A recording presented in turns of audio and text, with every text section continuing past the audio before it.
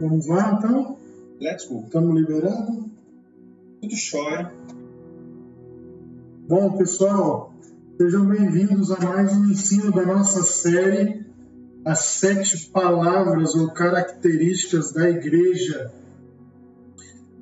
Essa série nós já falamos sobre 2 dessas 7 palavras.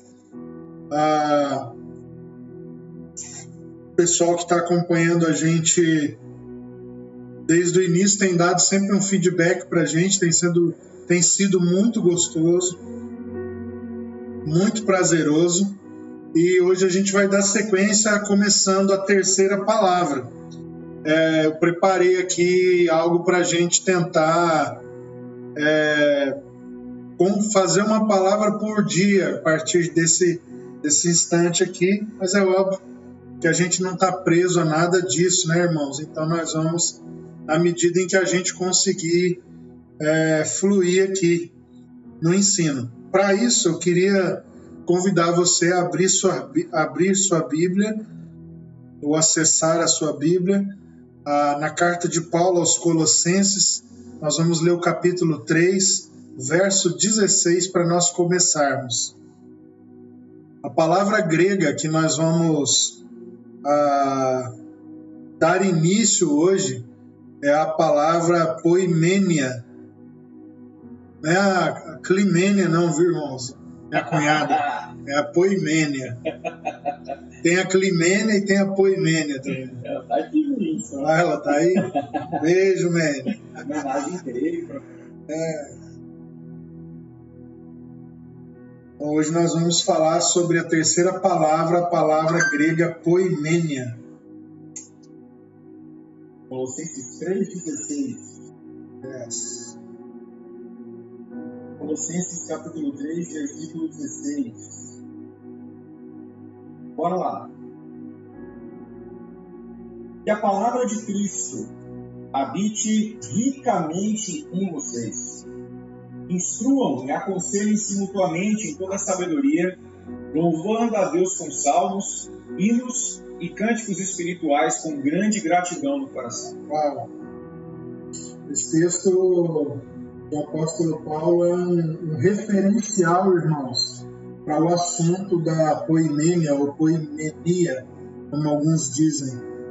Mas eu quero ler mais um texto que é Gálatas capítulo 6, verso 2. Só lembrando a todo mundo que a nossa transmissão principal é sempre feita lá pelo YouTube.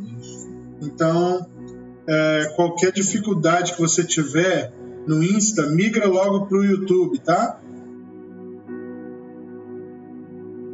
Gálatas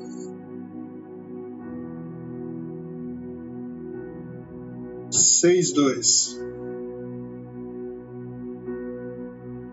Gálatas 6:2.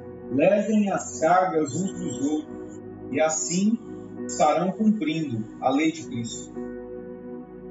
Uau! Mais uma vez. Levem as cargas uns dos outros, e assim estarão cumprindo a lei de Cristo. Vamos ler os dois na sequência agora, profeta, por favor? Bora lá. Que a palavra de Cristo habite ricamente em vocês. Instruam e aconselhem-se mutuamente em toda a sabedoria, louvando a Deus com salmos, hinos e cânticos espirituais com gratidão no coração. Colossenses 3,16. E agora, Gálatas 6,2. Levem as cargas uns dos outros, e assim estarão cumprindo a lei de Cristo. Uau.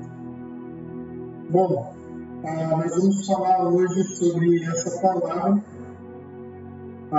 Eu não quero me ater muito hoje nas questões linguísticas, então a gente vai avançar um pouco mais rápido para a questão dos significados, conceitos, a igreja nos nossos dias e fazermos algumas aplicações. Pode ser?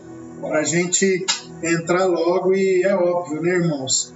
Se nós formos falar sobre esse assunto nos atendo realmente aos detalhes, com profundidade, nós deveríamos fazer uma série inteira só sobre essa palavra. Por quê? Poimenia é a expressão que vem do hebraico já. No Antigo Testamento, a expressão equivalente à poimenia, ela aparece cerca de 70 e poucas vezes, 77 vezes mais ou menos, em todo o texto do Antigo Testamento.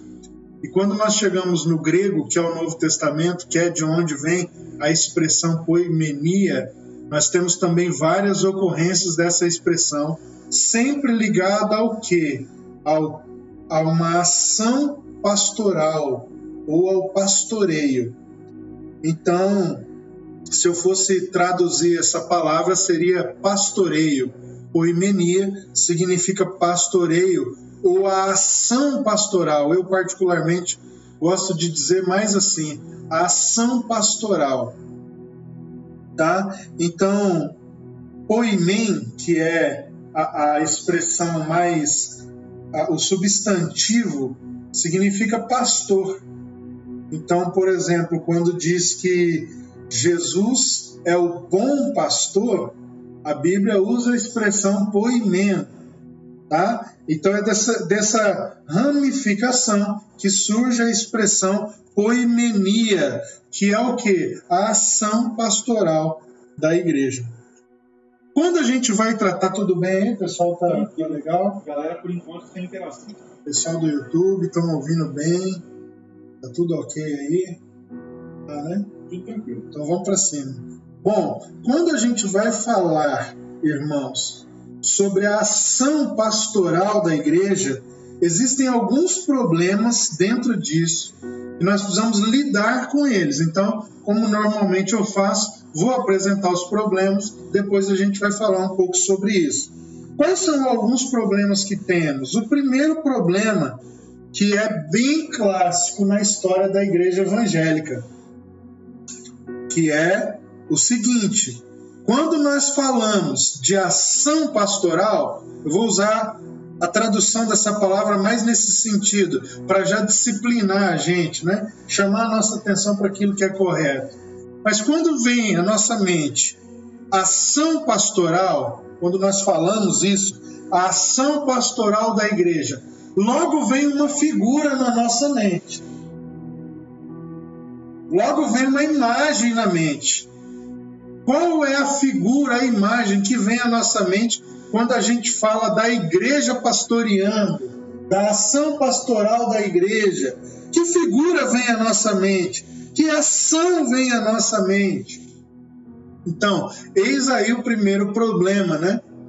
Porque, pessoal, vão interagindo aí, fica à vontade, eu não vou ficar perguntando muito não essas coisas. Se vocês quiserem interagir, interajam espontaneamente, tá bom?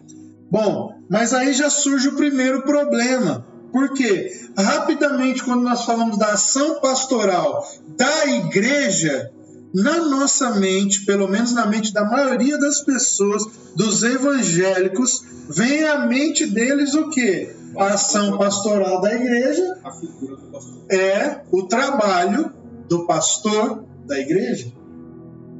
Então esse é o primeiro problema que nós já temos que lidar. Porque quando nós estamos falando de poimenia, nós não estamos falando do trabalho do pastor. Nós estamos falando da ação da igreja. Se eu puder, eu vou parar aqui, irmãos, o ensino hoje. Isso aqui me custou muito dinheiro para eu aprender. Só isso aqui. Por quê? Porque normalmente se atrela, se associa a figura do pastor à responsabilidade que é do corpo, da igreja. Então nós sempre temos essa característica de quando vamos falar de ação pastoral, pensarmos no trabalho do pastor. Primeiro problema. Um outro problema que me parece existir para nós entrarmos naquilo que de fato é a ação pastoral da igreja. Em alguns ambientes até se compreende que a ação pastoral não é do pastor sozinho, mas é da igreja. Mas mesmo se compreendendo que essa ação ela é mais dinâmica, ela é mais coletiva, lança-se mão de alguns recursos exteriores para cumprir ou para ser fiel a essa chamada para a ação pastoral. E aí lança-se mão das metodologias de trabalho. Ou poderia chamar aqui hoje, né, mais contextualizando, de metodologias pastorais. E nós temos naquilo que a igreja evangélica se tornou várias metodologias pastorais. Então, vamos recapitular? Vamos lá. Duas situações. Primeira, quando se fala de ação pastoral da igreja, a grande maioria das pessoas associa diretamente isso ou exclusivamente a isso com o trabalho do pastor. Ok? Segunda situação, em alguns ambientes muito menores, até se compreende que essa ação ela é mais dinâmica e coletiva. Porém, faz-se a ação pastoral por meio de metodologias. Em síntese, qual é o problema que eu estou aqui elencando para a gente discutir essa palavra? Seja de uma forma ou de outra. Em síntese, o problema está na mentalidade de pastoreio ou de oimenia, que é normalmente, seja pelo viés de associar a ação pastoral à figura do pastor, ou seja, compreendendo que isso é mais dinâmico, mas na hora de fazer, lançando mão de metodologias, o problema, sintetizando essas duas perspectivas, nós batemos ela no liquidificador e lá na frente sai um bolo. E qual é o bolo que a gente põe para assar? A mentalidade de pastoreio individualista. Porque quando eu lanço mão de metodologias, o que normalmente eu faço? Eu faço com que várias pessoas da igreja se tornem mini pastores individualmente. Interessante. Fazer em larga escala a situação. Então, a primeira situação, ela era ruim. Ela era um problema. E essa aqui eu estou dando... normalmente, nas nossas séries, eu demoraria quase uma aula inteira só para falar sobre isso. Por isso eu decidi ser mais dinâmico hoje. Porque eu ia explicar toda a história das imagens pastorais que a igreja foi construindo. Eu já decidi pular esse caminho. Por quê? Olha só, a gente está sendo aqui, da mesma maneira a gente está compreendendo isso, só que eu estou economizando aqui a história e os termos. Mas veja bem, uma compreensão anterior era de que quem tem a responsabilidade de pastorear é o pastor. Aí veio o pessoal e entendeu, falou, não, quem pastoreia é a igreja, então o que a gente vai fazer? Vamos começar a reproduzir mini pastorzinhos em grande escala, em massa. Qual era o problema? Quando eu pensava que quem pastoreia é o pastor, nós tínhamos um problema pequeno. O que a metodologia faz? Pega o problema que a gente tinha e multiplica ele absurdamente. Por quê? Quando nós pensávamos como igreja que a responsabilidade de pastorear era do pastor, nós não conseguimos pastorear todo mundo, mas aquelas pessoas, porque elas eram feitas com muito preparo, com muito zelo, com muitos anos de prática para depois haver uma oficialização do ministério, nós tínhamos pessoas totalmente limitadas, como temos hoje, mas extremamente qualificadas. O que a metodologia faz? Continua despejando no corpo pessoas que trabalham na sua individualidade, ou seja, a gente continua com a mesma limitação quanto ao indivíduo, apesar de agora nós atingirmos mais pessoas. Contudo, a qualidade da capacitação se tornou irrisoriamente incomparável. Que essas pessoas, na verdade, elas não têm nem de perto o nível de qualificação que tinha. Porque não se dá a elas a mesma oportunidade de desenvolver se desenvolver no conhecimento, não se dá a elas tempo necessário para que elas amadureçam e não se dá a elas suporte, amparo, porque é uma engrenagem, como se fosse uma grande indústria de produzir mini pastores. Vale a pena ressaltar que o Luiz não está falando aqui necessariamente da consagração de um pastor sem preparação. Ele está falando de outorgar a uma pessoa leiga a responsabilidade de fazer aquilo que o pastor faria numa comunidade tradicional, né? Eu dá vontade de parar aqui, gente. Isso já é bom demais. Fazendo uma pergunta aqui. Isso é bom demais, galera. Fazendo uma pergunta aqui, Arnaldo. Pedro, foi esse tipo de mentalidade que gerou células? Pode isso, Arnaldo, no meio do estudo? Pati, não me complica, Pati. Me ajuda. Exatamente. A metodologia celular, ela surge no intuito de cumprir o sacerdócio universal de todos os crentes. Então, o objetivo é tornar cada líder de célula um sacerdote e cada discípulo que caminha naquela célula um potencial multiplicador daquilo. E aí acontece exatamente o que nós estamos falando aqui, ok? Mas o meu objetivo não é falar sobre isso. Nós queremos é falar da ação pastoral da igreja. Então alguém deve estar pensando, então a ação pastoral da igreja está falando mais do que parecido com isso que já nos foi apresentado, que é o padrão de pastoreio que está hoje em vigor na igreja evangélica, que são esses dois modelos que nós falamos, que a gente encontra por aí.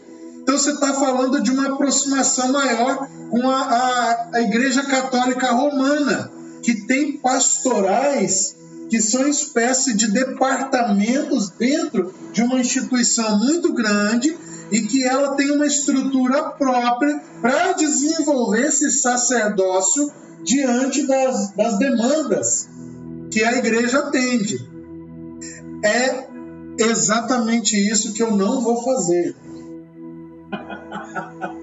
Apesar de eu achar mais interessante esse modelo das pastorais do que os modelos pastorais da igreja evangélica. Qual é a diferença? Por quê? No modelo das pastorais católicas, nós temos duas perspectivas, anota isso. Duas perspectivas que as pastorais católicas procuram atender. Sobretudo, as pastorais vêm a partir do Vaticano II. E na América Latina elas são muito fortes e é uma grande bênção. Qual é as duas perspectivas que as pastorais católicas elas atendem?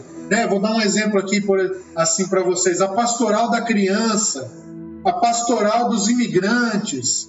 Enfim, são várias pastorais, né, Rafa? A gente poderia... A pastoral da terra. Então são muitas coisas, mas eu só estou dando um exemplo para você entender. É dessas pastorais que eu estou me referindo, tá? Mas no modelo católico, essas pastorais, elas têm duas perspectivas. A primeira perspectiva é um serviço da igreja ao corpo, só que isso está abafado. A isso é dado muito pouco destaque, muito pouca ênfase. E a segunda perspectiva é que por meio dessas pastorais departamentalizadas, a igreja procura estabelecer um relacionamento com a sociedade. Então é uma espécie de pastoreio à sociedade. Eu não estou falando disso, não é essa perspectiva que nós trazemos aqui para a poimenia, que seria o pastoreio da igreja e não da sociedade. Consegui ser claro? Alguma pergunta sobre isso, pessoal? Porque eu vou avançar a partir daqui. Colocamos as coisas, os quadros no lugar. Mostramos a estrutura de poimenia. E agora nós vamos começar a subir as paredes. Preencher esse vazio que a gente deixou. Para facilitar a construção do raciocínio, a gente está fazendo tipo que alguns tópicos aqui, para que você se sinta à vontade só para ter a tarefa de perguntar, tá? Então não espere a provocação. Pode mandar a pergunta, porque eu resumi hoje eu estou fazendo para vocês, tá bom? Então, vamos lá. Nós não vamos abordar essa perspectiva católica, mas nós queremos abordar a questão do pastoreio olhando para dentro da igreja e não da igreja para o mundo, para a sociedade, diferentemente das pastorais católicas. Vamos lá? A Mariana mandou uma pergunta. Discipulado não seria pastorear? Sim. Discipulado faz parte do que é pastoreio. Exatamente. A melhor expressão para definir pastoreio é discipulado. Contudo, pastoreio é maior do que discipulado. Tudo que é discipulado fala de pastoreio. Mas discipulado não esgota tudo o que pastoreio significa. Apesar de que, vou repetir, a melhor expressão para revelar o que é pastoreio é discipulado. Mas ainda, mesmo sendo a melhor expressão, ela é insuficiente. Não é toda a explicação. Tudo bem, Ivan? Pastor Anderson perguntou: por isso que muitos pastores estão se sentindo com um fardo pesado? Claro, com certeza. Porque ou eu faço tudo sozinho, e para fazer tudo sozinho, ainda tem um problema de estar na vocação errada, né? Eu não sou chamado a ser pastor, mas estou pastoreando. Mas quando eu sou pastor e estou pastoreando, isso é pesado, porque tem duas coisas. Normalmente a igreja é muito rápido, muito fácil que a igreja seja maior do que a minha capacidade pessoal. Então, se eu faço sozinho, com poucas pessoas já está mais do que eu posso fazer. E quando eu trabalho numa metodologia, continua pior. Por quê? Porque eu diminuo a qualidade do pastoreio e coloco mais gente dentro desse pastoreio. Então, o trabalho multiplica também na mesma velocidade que multiplica a igreja. Porque alguém vai ter que lidar com os conflitos gerados, né, por essas situações. Exatamente. Então, eu quero resumir todo o nosso desenvolvimento desse ensino, da reflexão sobre poimenia em um ponto, que é a ação do pastor versus a ação comunitária do pastoreio da igreja. Podemos colocar como uma ação do indivíduo versus a ação comunitária da igreja? Perfeitamente. E agora, dito essas pequenas coisas de introdução, eu queria reler com vocês Colossenses 3, verso 16. Galera no Insta, tá tudo bem aí com vocês? Vocês estão comigo? Vocês estão felizes? Eu estou muito feliz. Interaja aí, galera.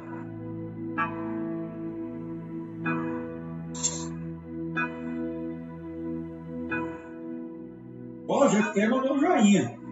Tá tudo bem. Colossenses 3,16. Que a palavra de Cristo habite ricamente em vocês. Instruam e aconselhem-se mutuamente em toda sabedoria. Bom, repete, por favor. Instruam e aconselhem-se mutuamente. Mas não é o pastor que tem que fazer isso? Ou não são mini pastores que tem que fazer isso? Demorou para falar isso aqui. Esse versículo não estava na Bíblia de vocês antes, não? Demorou para falar isso aqui, hein? Bom. Vai de novo. Vamos ler a Bíblia. Que a palavra de Cristo habite ricamente em vocês. Instruam e aconselhem-se mutuamente em toda sabedoria, louvando a Deus com salmos, hinos e cânticos espirituais com gratidão no coração. Instruam e aconselhem-se mutuamente. O que significa mutuamente, Rafa? Uns aos outros, né?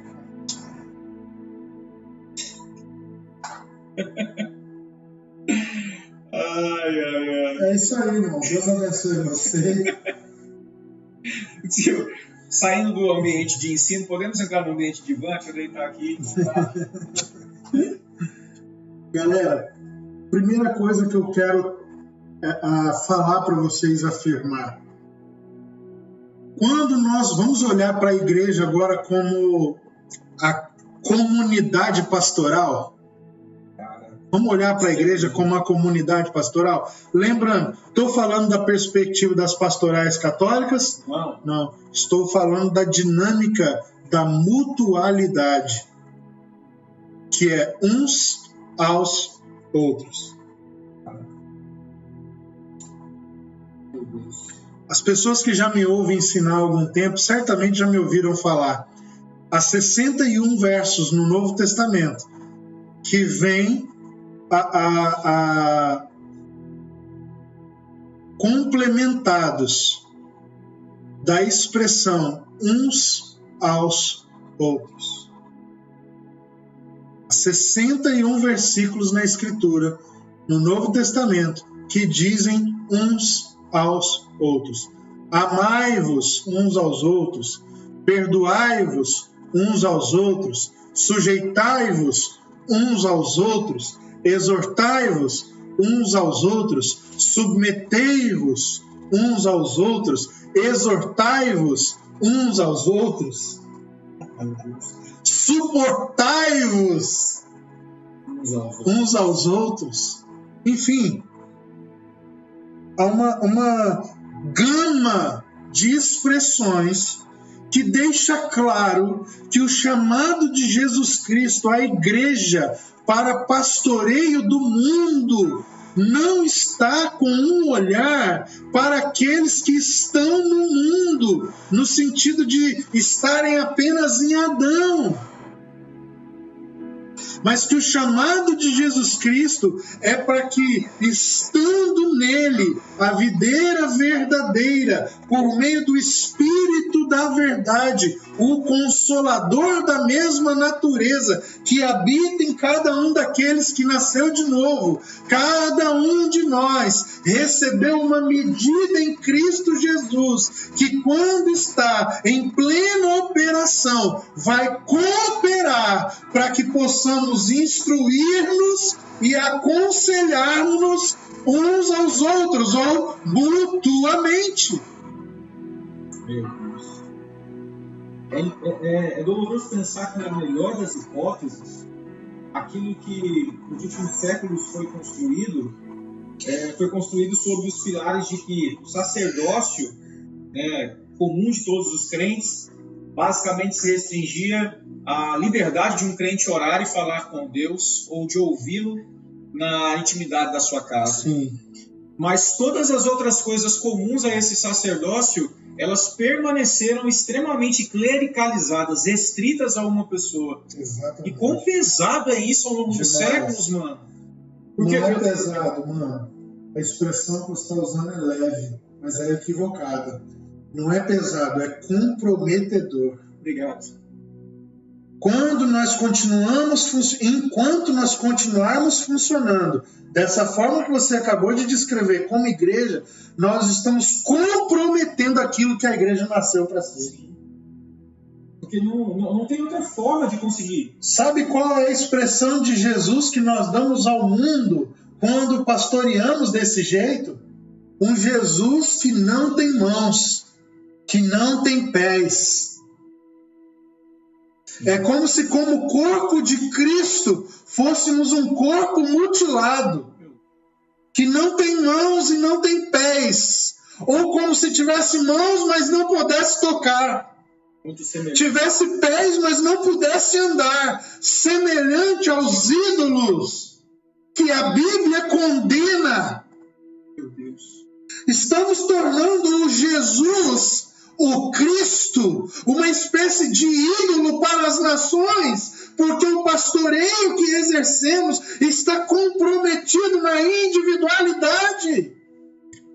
Exatamente. Restringir Cristo à figura de um chefe, de um líder.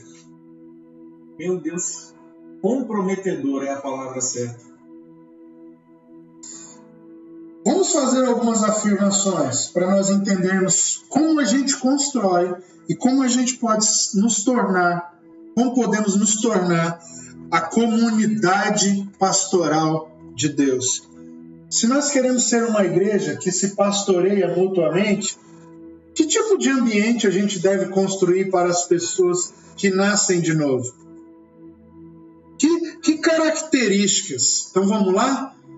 A pessoa que precisa ser pastoreada, ela precisa de um ambiente enrijecido, um ambiente de medo, um ambiente de regras, ou ela precisa de um ambiente de acolhimento, de cuidado, de amor? Então, vamos lá. Se queremos ser a comunidade pastoral que o Senhor Jesus chamou seu corpo a ser, precisamos construir um ambiente. A questão não é se construímos ou não um ambiente, porque se nos reunimos como povo de Deus, construiremos um ambiente. A pergunta é, que tipo de ambiente estamos construindo para aquelas pessoas que nascem de novo? Porque quem faz a pessoa nascer de novo não é a igreja. É o Espírito Santo.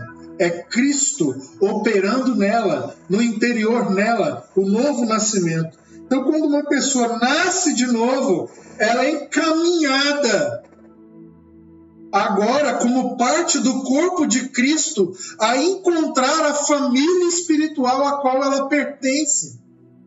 A sua família da fé. Por isso nós chamamos a igreja local, a congregação, de comunidade da fé. É uma família da fé. E quando a pessoa, então, percebendo isso, ela torna-se parte e as pessoas decidem caminhar em determinada igreja por vários motivos. E muitas vezes por motivos que não são bíblicos e não são coerentes. Mas ao chegar lá, a pergunta é, nós que estamos construindo, que tipo de ambiente estamos construindo?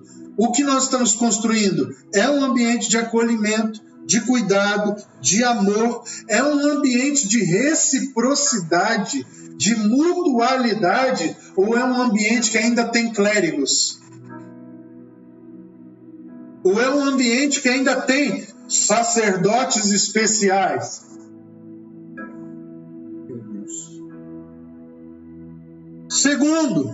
Segunda compreensão, todos os membros do corpo são responsáveis pela construção do ambiente. Então eu quero adjetivar o ambiente com um substantivo. Vou usar um substantivo como adjetivo do ambiente que a igreja deve construir, para não ficar muito no ar, para a gente fechar melhor o nosso entendimento. Qual é a melhor palavra no Novo Testamento que existe para dizer o tipo de ambiente que a igreja precisa construir? Qual é a palavra que melhor classifica o ambiente que nós devemos construir? Família. Família? Não. Vai lá, galera. Vamos colocando aqui. Família é bom. Mas não. Mas isso faz a família existir. Sem isso não existe família. Qual é a palavra no Novo Testamento que melhor explica, que melhor classifica o tipo de ambiente que a igreja, como comunidade pastoral, é chamada a construir? A galera tá falando alguma coisa aí? Não, ninguém. Eles vão falar união, amor. Watson disse união e a Isa disse amor, a Isabelle. Isabelle acertou em cheio. Para não ficar cuidado, mutualidade, reciprocidade, porque todas essas coisas são importantes, tem uma palavra que define e engloba tudo isso. Um ambiente de amor. Família é um ambiente de amor. Sim. Mas o amor vem antes da construção. Se não tiver família é o que um ambiente de amor propicia. Sim. Ok? Então vamos lá, pessoal. amor. Pergunto agora para você, quem são as pessoas responsáveis no corpo de Cristo por construir um ambiente de amor? Quem você acha? Os pastores? O líder de louvor, de música? Os diáconos? Que tal os apóstolos? Os profetas? Como é que chama aquele pessoal que fica na porta? O porteiro? A secretária? O tesoureiro? Quem é, afinal de contas, responsável por construir um ambiente de amor? O pessoal começou a colocar aqui todos. Yes. Todos os membros do corpo de Cristo são responsáveis pelo amor. Botaram até um everybody. Oh, child. A Isabelle colocou os membros da família mutuamente, everybody, todos. Meu Deus do céu. Coloca em espanhol também. Então vamos lá. A comunidade é o quê? É esse ambiente, entendeu? O ambiente de amor. Entendeu a loucura? Sim. O que a gente constrói para fora é o que a gente já é por dentro. Sim. Se a gente não é por dentro, o que a gente constrói para fora revela, na verdade, a nossa interioridade. Então, quando o mundo olha para a igreja, ele não vê o que a igreja diz. Ele vê o que a igreja é. E o que a igreja é resultado daquilo que nós construímos no ambiente. Então, a igreja, ela é o ambiente que ela está construindo. Presta atenção numa loucura aqui. Quando a gente fala o templo da igreja, normalmente nós estamos falando do quê, Rafa? A gente fala do espaço físico, né? Do espaço físico. Mas a compreensão de templo que há na Escritura e no coração de Deus é o corpo de Cristo. Sim. Nós somos viciados em religião, irmãos. Então, quando a gente ouve a expressão templo, logo a gente pensa, está falando do local de reunião, o que já é um avanço de mentalidade, porque até pouco tempo atrás a gente falava que templo é a igreja. E agora estou voltando a falar, irmãos. Templo é a igreja. Só precisa entender cada coisa no seu devido lugar. O templo é a igreja. A igreja que não é o templo. Boa. Você está entendendo? Isso é uma loucura. Por quê? A igreja como templo é o que está sendo construído. Mas o que está sendo construído não é para fora, é por dentro. E o que nós estamos construindo, um ambiente de amor, resulta em uma família. E família é o que nós somos. Ou seja, nós só construímos um ambiente de amor se antes de construir, ou seja, se antes de fazer amor, no sentido de agir com amor, de construir com amor, nós formos o próprio amor. Então vamos lá? A comunidade é o próprio ambiente em que os membros sabem com clareza. Você é membro da comunidade, Rafa? Sim. Então, eu sou membro da comunidade, sim. Eu sou membro do corpo, sim. E sou membro da comunidade. Sim. Se sou membro da comunidade, qual é a certeza que um membro da comunidade que tem uma comunidade pastoral, ele tem convicção, primeiro, que o ambiente é onde eu sou aceito. Que o ambiente é onde eu sou amado.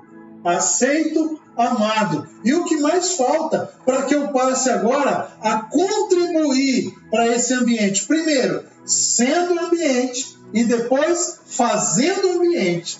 Muito legal. Está entendendo isso? Então, eu primeiro tenho convicção de que sou aceito. Segundo, tenho convicção de que sou amado. E terceiro, o que é que me falta? Instrução. Vamos ler de novo? Vamos lá. Vamos ler de novo? Colossenses 3. Isso aí. Que a palavra de Cristo habite ricamente em vocês, verso 16, instruam e aconselhem-se mutuamente. Então, aconselhem-se porque sou aceito. Sim. Amado, já matamos a pau aqui. E por fim, instrução. Muito legal. Aceitação, amor e instrução. E instrução. Eu sou aceito, eu sou amado, eu sou instruído. Muito legal. Tamo junto? Vamos avançar? O que mais que nós temos agora que desenvolver para a gente? Já estou quase terminando aqui, irmãos. Tenham paciência. Essa tarefa, à luz das Escrituras, cabe ao pastor? Não. Cabe a quem? A igreja. A toda a comunidade da fé. Sim. Vocês estão comigo? Sim. Alguém então me pergunta, então vocês são igreja orgânica no sentido radical, vocês são contra pastor, contra título? Pelo contrário. Então alguém deveria estar me perguntando aí, pessoal do Instagram deveria estar me perguntando, então para que serve o pastor? O pastor serve para ilustrar, para exemplificar na dinâmica da poimenia o que a igreja, comunidade da fé, deve fazer ela com ela mesma para que o mundo inteiro veja como é que Deus pastoreia as ovelhas. Uma bela de uma amostra. O pastor é um exemplo do que é pastorear e ser pastoreado.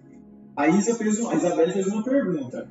Então, nós teríamos que ter como prioridade a construção de um ambiente de amor e não se empenhar em discursos para a sociedade, certo?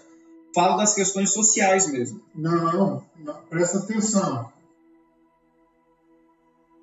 Baixa um pouquinho, olha só. Nós estamos falando de poimenia. Nós já falamos de martíria e o que falamos sobre martíria já responde a sua pergunta. Ok? E ainda falaremos de justiça. Nós ainda não chegamos nesse ponto. Nós estamos aqui fazendo um corte. São 7 palavras. Sim. Essa palavra não diz respeito a pastorear o mundo. Porque como é que se pastoreia um bode? Se pastores, na analogia bíblica, foram chamados a pastorear ovelhas. Bode não tem como pastorear. Bode precisa da experiência do novo nascimento. Quando ele se torna ovelha, ele começa a ser pastoreado. Então, quem foi que perguntou? Isabel. Beli. Poimenia é o assunto daquilo que nós estamos falando de pastoreio. Uma parte do tudo. Outras coisas estão em outras partes, em outras características, em outras palavras da dinâmica da igreja no Novo Testamento. Tudo bem? Deu para responder, não? Sim. Estou querendo ver aqui se tem mais alguém que fez alguma pergunta. Não. Então, entendemos a dinâmica? Sim. Da poimenia da igreja? Sim. Aí agora, então, temos alguns problemas, que eu não vou chamar de problemas, mas vou chamar de obstáculos. Quais são os obstáculos para que isso que a gente acabou de falar seja a comunidade pastoral? Primeiro obstáculo, muitos ainda nem compreenderam isso que a gente acabou de falar. Como é que a pessoa vai viver algo que ela não compreendeu? Muito difícil. Aí, para ficar mais difícil, mesmo alguns poucos compreendendo isso, é muito difícil viver isso. Sim. Primeiro porque custa muito e segundo porque é contra a cultura. Exatamente. Produz muita crise. Há uma objeção cultural, histórica, de centenas de anos. Em poucos relatos na história da igreja se teve uma comunidade de pastoreio mútuo. Quem que a gente poderia falar aqui na história da igreja? Por exemplo, os menonitas. Nós poderíamos falar de quem? Dos moravianos. São poucos os exemplos. Nós poderíamos falar de quais mais comunidades de fé que desenvolveram pastoreio mútuo. Muito poucos exemplos. Os lugares em que houve isso, houve cadeias de avivamento. Sim. Então, primeira objeção. Segunda objeção. Acabou lá o Insta, mano. Vamos esperar? Só um minutinho, galera. Não, foi pausado e voltou. Foi conexão. Maravilha. Pessoal do Insta vendo bem a gente? Tá ok aí no Instagram?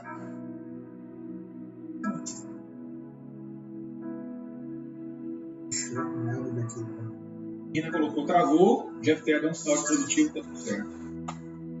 Tá meio travando? Peraí. Voltou, pessoal?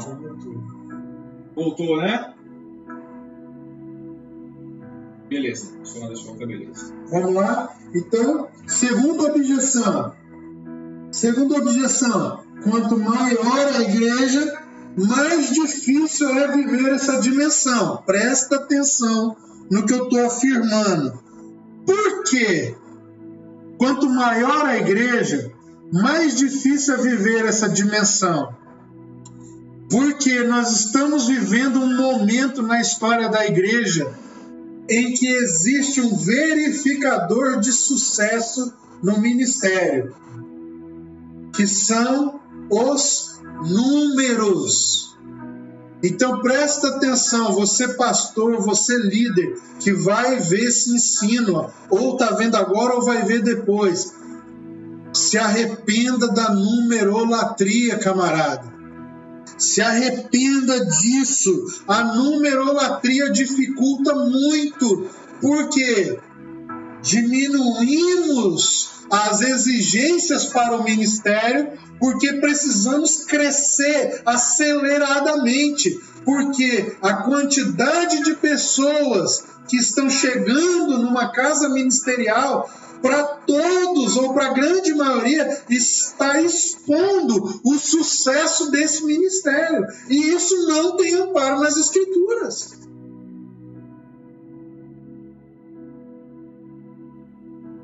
Terceiro, com tudo isso, surgiu mais recentemente na igreja brasileira a figura dos ministros popstar. O culto se tornou um show, já falamos sobre isso na liturgia, né? O culto se tornou um show, e aí agora nós temos uma espécie de pastores de púlpito, de pastores que toda a concentração dele está cada vez mais na performance ministerial, na pirotecnia espiritual que ele promove quando ele vai para suas liturgias importadas. Então, no ambiente de liturgias importadas, em que martírio se tornou testemunho de sucesso, liturgias importadas, poimenia se tornou sigam, ouçam o que eu falo, observem a performance que eu dou. E aí, isso aproxima o pastor das ovelhas? Isso faz o quê? Isso distancia. Distancia cada vez mais o pastor das ovelhas. Esses são os obstáculos. Qual é a conclusão disso aqui? Quem achou que eu não ia terminar hoje e que era mais uma das vezes que eu falava que ia tentar fazer uma palavra só, hein? Isaías, Deus está me dando um revelamento aqui, que você falou que eu não ia fazer isso aí na sua casa. Ah, Isaías. Toma, Isaías. Rapaz, o Espírito Santo me deu uma visagem aqui. Eu acabei de ver. Você falou que eu não ia terminar hoje. Certeza. o negócio da Fabiana mandou um comentário aqui. Tô tendo sucesso só com os números da balança. É bom demais. Jamais alcançarás a minha glória, irmão, nesse aspecto. Pastor Fabiano. Pessoal, dá uma seguradinha agora que eu tô vendo ali que tá encerrando no Insta. Pera lá. Ai. Chupa essa, Isaías.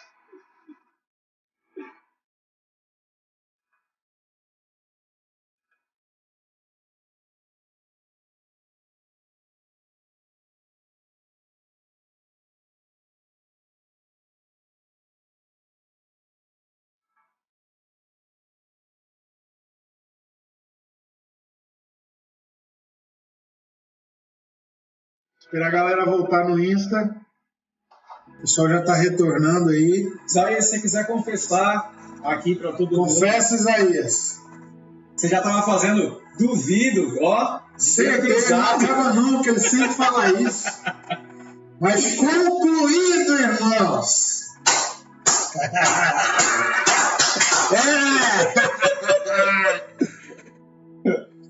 Se temos esses obstáculos, como é que a gente vai acabar? Nos obstáculos? Não. Preste atenção. Compreender essa dinâmica vai nos livrar, primeiro, de conflitos inúteis. Por quê? Quando eu entendo de uma vez por todas que o pastor é uma ilustração, ou seja, que o pastor é um ensino de como a igreja deve pastorear-se mutuamente, o que isso me tira? Me tira, primeiro, o peso de que todos façam tudo, cada um com mais capacidade do que o outro. Não, nós não fomos mais capacitados, em comparação à capacitação do outro. Nós fomos mais capacitados em relação à nossa própria capacitação natural de Adão. E nós recebemos uma capacitação superior para fazer aquilo que nós fomos chamados a fazer. Para que quando o meu serviço é dedicado ao corpo, o corpo funcione mais ajustadamente. Então presta atenção, quando eu compreendo que o pastoreio, ele é o dar as mãos de todo membro do corpo de Cristo em total dedicação e em pleno funcionamento, eu tiro conflitos que são inúteis, que no dia a dia são as coisas que emperram a igreja de funcionar, de se desenvolver. Então presta atenção, esses conflitos inúteis que assolam congregações espalhadas pelo mundo inteiro. Vou dar um exemplo, só para não... Por exemplo, fofoca. Por que a igreja está cheia de fofocas? Comodismo. Como é que eu combato o comodismo? Com método? Fazendo promessas de bênção para os irmãos que fizerem mais do que os outros? Outra coisa, a indiferença com a dor alheia. Quando eu penso, cara, quando esse irmão estiver bem, nós vamos nos pastorear mutuamente como igreja, em plenitude, cara, eu começo a me importar com ele. Outra coisa, vaidades que há no corpo de Cristo. O pastor, o apóstolo, o profeta, o pregador, o mestre, o xarabachai, sei lá o que, irmão. Vaidades, são tudo vaidades. Porque se a ação pastoral, a poimenia da igreja é uma ação coletiva do corpo para o corpo, tanto o irmão que faz um serviço que às vezes nós nem sabemos, como o irmão que lidera a congregação, se essa é a medida de ambos precisam funcionar em plenitude para que o pastoreio seja orgânico e produza os efeitos, o fruto que Cristo planejou para determinada congregação. Quando nós passarmos a viver por essa perspectiva, os membros do corpo, grava isso. Quando os membros do corpo passarem a viver por essa perspectiva, eles vão passar a se interessar desinteressadamente uns pelos outros. Esse é o segredo. Aqui eu quero já concluir aqui antes, vou ler um texto para a gente encerrar, mas eu quero concluir com essa expressão. Quando passarmos a viver pastoreio por essa perspectiva, os membros do corpo vão se interessar uns pelos outros desinteressadamente. O que significa estar fazendo uma brincadeira? Não, é proposital, irmãos. O que isso significa é que não será preciso nenhum prêmio, nenhuma recompensa para que a vida do meu irmão se torne importante para mim. Importante a tal ponto que o meu estilo de vida se torne um estilo de vida que se importa com o outro. Não necessito ter uma função. Não preciso ser líder de célula. Não preciso ser líder de ensino. Não preciso fazer parte da diretoria da igreja. Não preciso ser do presbitério. Não preciso ser pastor. Não preciso ser profeta. Não preciso ser apóstolo. Não preciso ser mestre. Não preciso ser um evangelista. Eu não preciso ter nenhuma função específica. E é exatamente isso que significa se interessar desinteressadamente. Logo, se vivemos assim, o corpo ganha saúde. E se o corpo ganha saúde, ele cresce. Eu quero encerrar esse ensino de hoje com a leitura de Atos dos Apóstolos, capítulo 2, verso de número 47.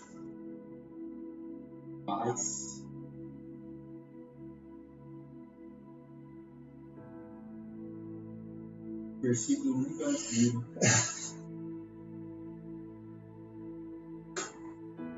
Atos 2, 47.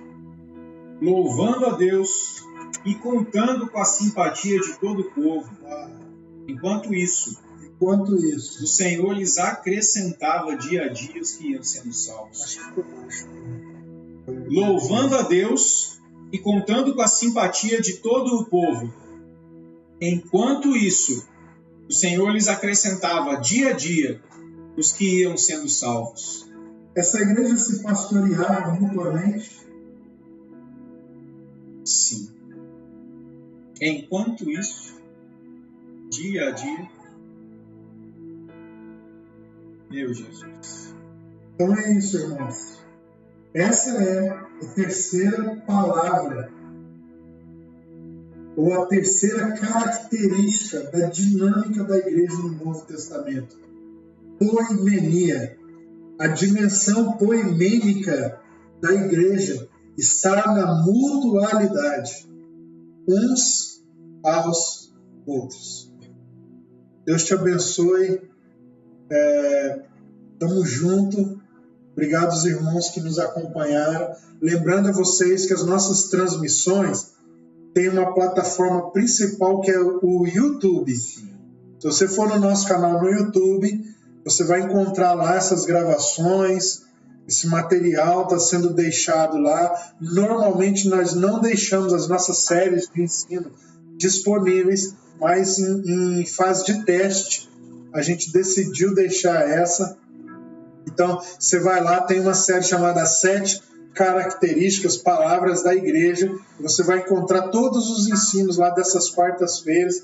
Essa foi a terceira palavra. Semana que vem a gente já vai para a quarta palavra. Deus te abençoe, um beijo no coração e obrigado, os irmãos, por estarem conosco. Falou, galera!